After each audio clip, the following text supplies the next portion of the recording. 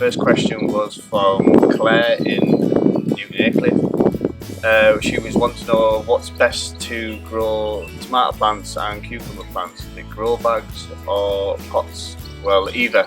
It's whatever's best for your situation. If you're growing in a small confined space, a little greenhouse, or a little garden. So we grow ours on the estate in pots, just a big 12-15 litre pot would be ideal for cucumber plants or tomato plants on the estate. A good quality compost and just plenty of feed every other week.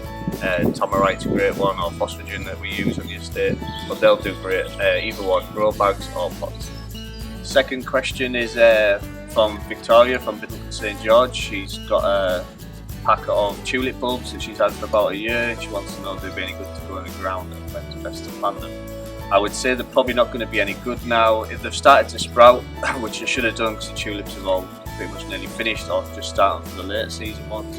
If they haven't started sprouting and they've gone a bit mouldy and they're a bit soft, I would say chuck them in the bin and just have to start from scratch. Good time to plant tulip bulbs is the back end of the year, September, October time. The ground's got some moisture in, but everything's still growing before everything goes dormant for the winter.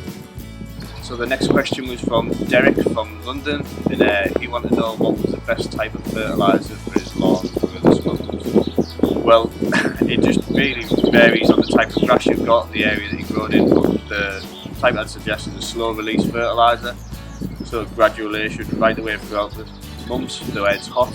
That's what we use on the estate, so it'll last for at least a long period of time, for the next 3 to 4 months, and give you that longevity of colour, as you can see on the lawn behind.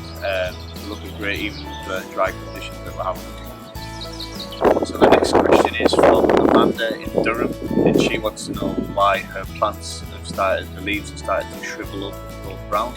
Same with the lawn, it's going really brown in places. I would say if you're watering during the day and it's been really hot and dry, which it has been for the last 6-7 weeks, especially up north, it's probably you've burnt the leaves. You should always water first thing in the morning or very last thing at night, at least the water won't evaporate and you won't have a chance of burning the leaves. Best off watering around the base of your plants rather than the leaves direct.